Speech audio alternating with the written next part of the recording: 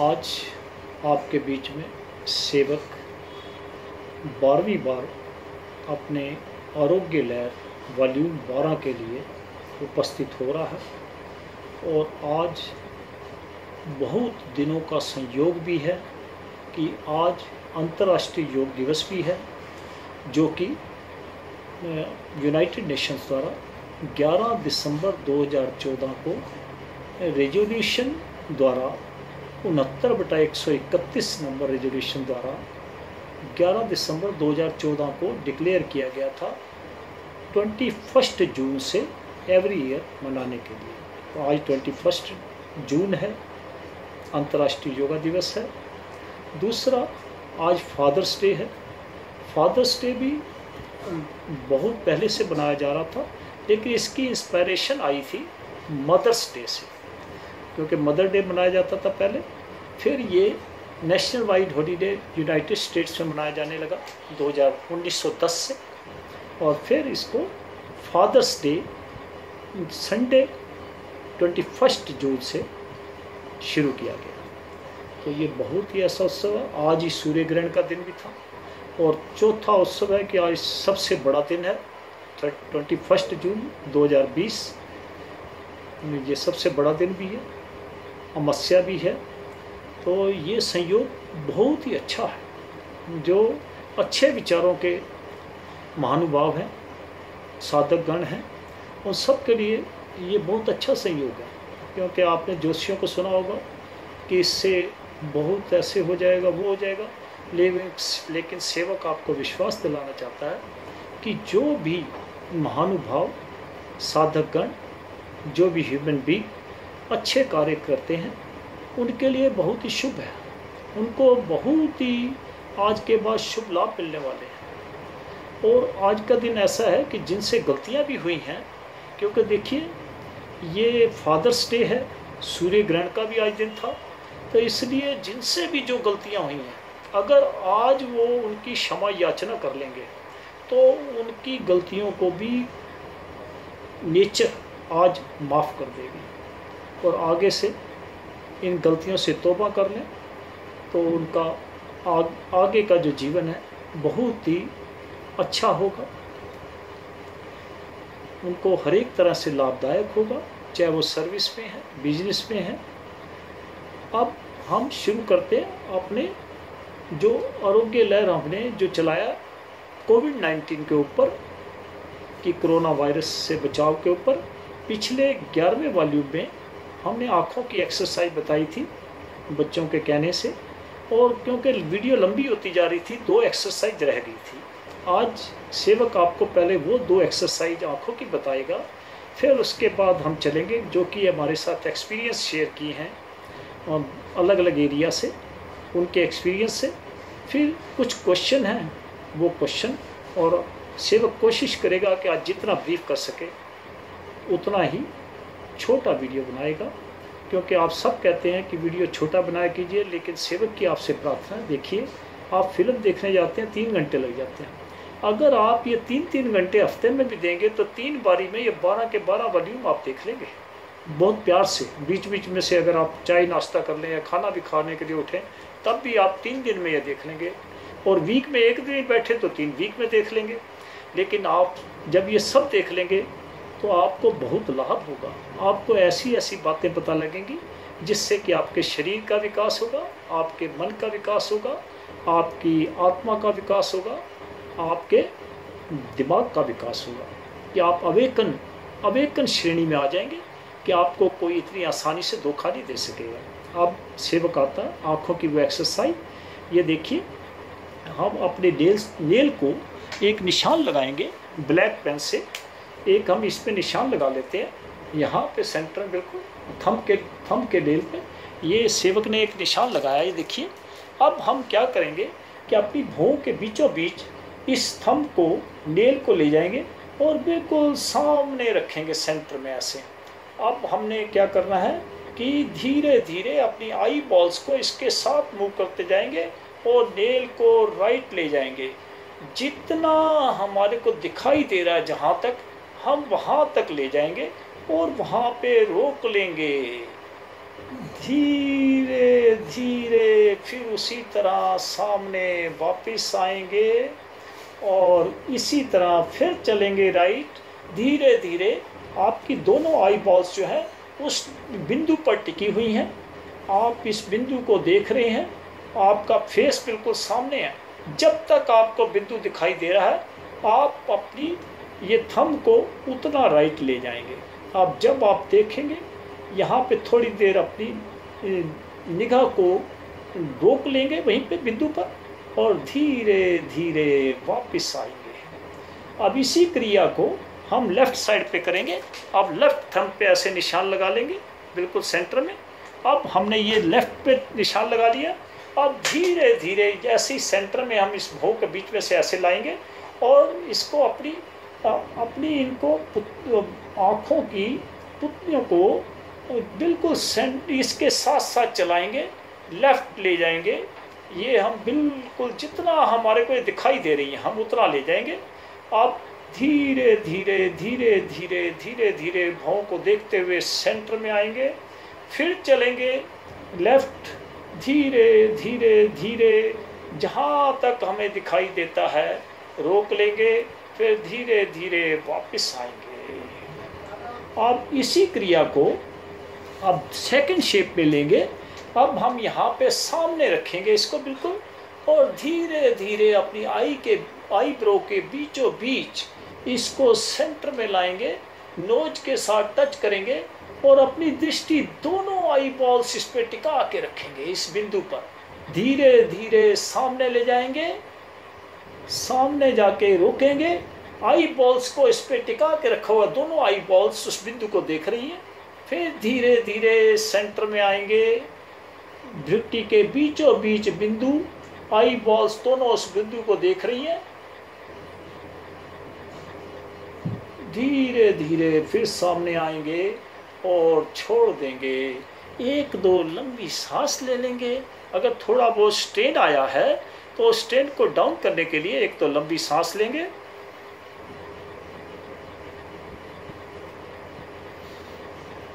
ये थी आपकी 11वें वॉल्यूम में जो हमने 6-7 एक्सरसाइज बताई थी। ये 2 और ऐड कर लोगे तो आपकी दृष्टि, आँखों की रोशनी बहुत बढ़ जाएगी और भगवान ने चाहा तो आपके चश्मे भी उतरने शुरू हो जाएंगे।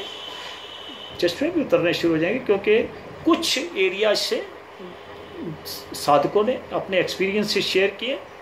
एक बैन गांव बन तालाब से वेस्ट बंगाल से प्रगना 24, और एक था दुमाना जम्मू, एक था ओख जे&के और एक थे भिवानी से।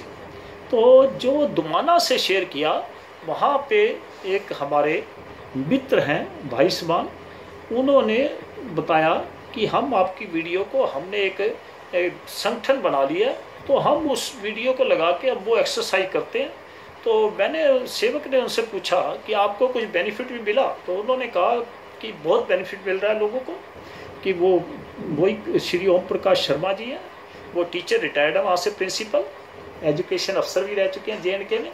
तो वो ये वहाँ पे करवा रहे हैं और उन्होंने एक्सपीरियंस शेयर किया कि लोगों के घुटनों के दर्द ठीक हो गए हैं काफ़ी, उनका मोटापा कम हो गया है और हर एक तरह से एक्टिव है। उनको जैसे पहले छोटी मोटी बीमारियों के लिए डॉक्टरों के पास जाना पड़ता था, अब नहीं जाना पड़ता और सब प्रसन्न चित्त है। तो सेवक को बहुत प्रसन्नता हुई। ऐसे ही बन तालाब से 24 परगनास वेस्ट बंगाल से, उन्होंने भी जो शेयर किया कि उनका फैट टेस्ट डिजॉल्व हो गई है और वेट उनका काफ़ी कंट्रोल हो गया है और एक्टिविटी भी बढ़ गई है, फ्लेक्सिबिलिटी भी आ गई है। इसी तरह से भिवानी से उन्होंने शेयर किया कि उन्होंने कहा कि अब हमारे को शरीर अपना हल्का फुल्का लगने लग गया, बाकी आँखों की एक्सरसाइज अब करेंगे तो उसका एक्सपीरियंस आपको बाद में शेयर करेंगे। तो ये एक्सपीरियंस जो शेयर किए हमने आपको ये बताए और आप भी अपने एक्सपीरियंस शेयर किया कीजिए, ताकि इसी से ही हमारे को पता लगता है कि हम अपने मिशन में कितना कामयाब हो रहे हैं। क्योंकि सेवक ने आपको 2-3 चीज़ें बहुत ज़रूरी बताई हुई हैं कि किसी भी एक्सरसाइज में, किसी भी प्राणायाम में कोई आपने जोर जबरदस्ती कोई स्ट्रेन नहीं लेना, बड़े प्यार से करना है। क्योंकि कई साधक कहते थे कि ऐसे वो योगाचार्य ऐसे कराते हैं, वो कैसे कराते हैं। तो सेवक की पहले भी प्रार्थना थी, आज भी प्रार्थना है कि आप किसी की भेड़ चाल में मत आइए। सेवक आपको सिर्फ अपनी सामर्थ्य के अनुसार करवाना चाहता है। धीरे धीरे ये आपके सारे लंग्स इतना काम करना शुरू कर देंगे कि आपके ब्लड सेल्स मजबूत हो जाएंगे। आपके एंटीबॉडी एलिमेंट्स, जैसे कि हम बीमारियों में एंटीबायोटिक खाते हैं, वो आपको खानी नहीं पड़ेंगी, क्योंकि एंटीबॉडी जो भी अब अगर भी दवाइयाँ भी आ गई हैं कोरोना वायरस की, लेकिन आप देखेंगे कि ये बहुत स्ट्रांग दवाइयाँ हैं। अगर आज हम इनको ले रहे हैं तो कल अगर और कोई प्रॉब्लम आती है तो हमारे को उससे भी हैवी डोज ढूंढनी पड़ती है।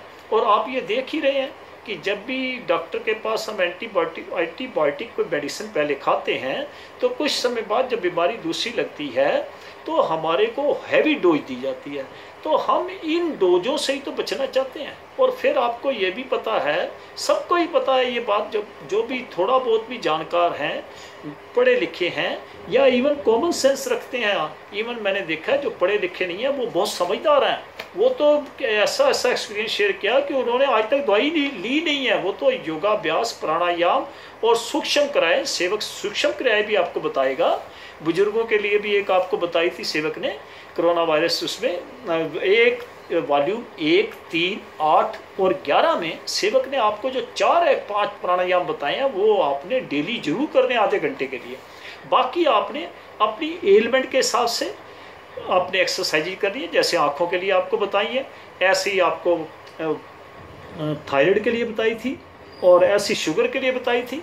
आपने पर्टिकुलर एलिमेंट्स के लिए वो अलग अलग एक्सरसाइज साथ कर लेनी है और अपना दिनचर्या रूटीन में सैर करनी है, मतलब ऑक्सीजन लेनी है और ऑक्सीजन इनहेल करनी है।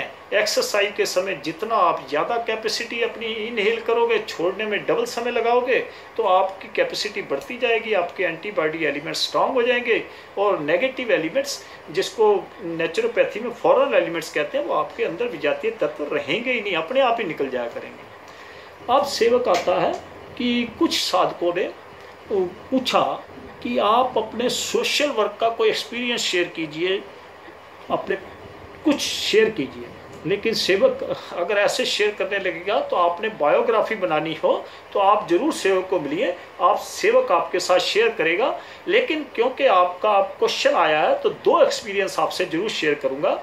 एक था जब सेवक ने ग्रेजुएशन की थी अपने कॉलेज से, दिल्ली यूनिवर्सिटी से, तो उनकी जो बीच वाली सिस्टर के हस्बैंड थे जीजा जी, उनके रिलेशन में एक टीचर थे गवर्नमेंट सीनियर सेकेंडरी स्कूल में। तो उनको क्या है कि government senior secondary school Delhi वालों ने कुरुक्षेत्र यूनिवर्सिटी से जिन्होंने बीएड किया था, वो 11 या 13 टीचर थे जहाँ तक मुझे याद आ रहा है।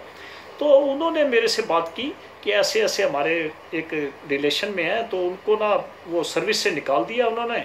वो कहते हैं कि ये अथराइज नहीं है कुरुक्षेत्र यूनिवर्सिटी। तो सेवक अपने मित्र थे कॉलेज में, जगदीश पालीवाल जी, वो कांग्रेस के जनरल सेक्रेटरी बन चुके थे और सेवक अपनी दूसरी लाइफ में आ गया था। तो सेवक के मन में आया कि उनसे विचार विमर्श करते हैं। तो सेवक उनके यहाँ नजफगढ़ गया, उनसे ये बात की। उन्होंने HKL भगत जी उस समय एजुकेशन मिनिस्टर थे, उनसे बात की।